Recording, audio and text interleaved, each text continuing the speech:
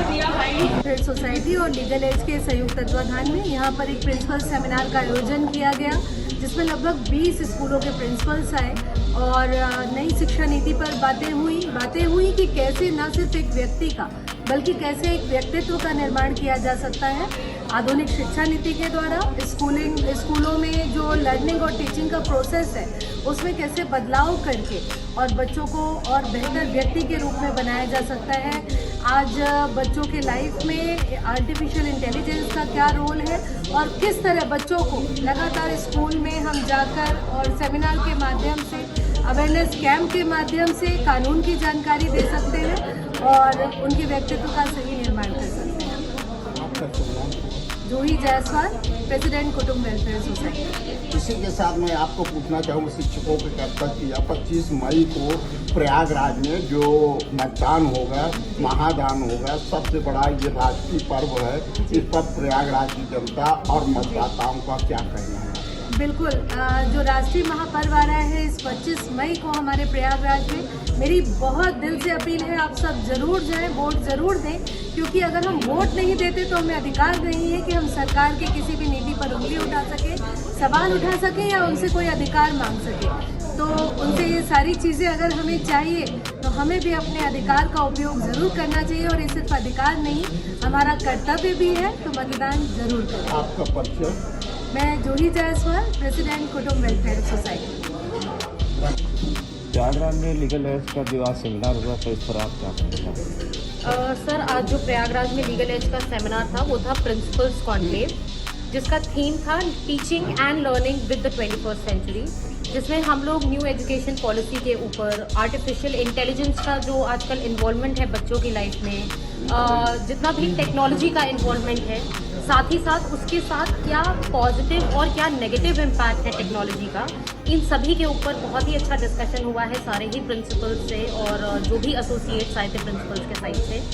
और बहुत अच्छा डिस्कशन के बाद अब इन सारी चीज़ों को इम्प्लीमेंट करना है हम लोग को अपनी लाइफ में, तो आई थिंक ये बहुत ही अच्छा कॉन्क्लेव रहा है।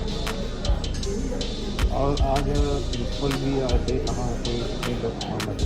अराउंड 20 प्रिंसिपल्स आए थे इस प्रिंसिपल कॉन्क्लेव में, जिसमें टैगोर पब्लिक स्कूल हो गया, संस्कार पब्लिक स्कूल हो गया, इस तरह के बहुत जानी मानी CBSE, ICSE हर एक फील्ड के स्कूल के प्रिंसिपल्स आए हुए थे। और मैं Samiksha Chaturvedi, director legal edge Prayagraj. Area में जो नए कानूनी बस रहे हैं तो वहाँ के छात्र छात्राओं, बच्चों, अभिभावकों के लिए क्या व्यवस्थाएं आपकी होगी? बच्चों को ये जो है उनकी व्यवस्थाएं क्या रखी? सारे ही जगहों से प्रिंसिपल आ गए थे। आप महेवा हो गया, मेजा रोड हो गया, प्रतापगढ़ तक के प्रिंसिपल्स आए थे, उन सभी से इस बारे में बात हुई है।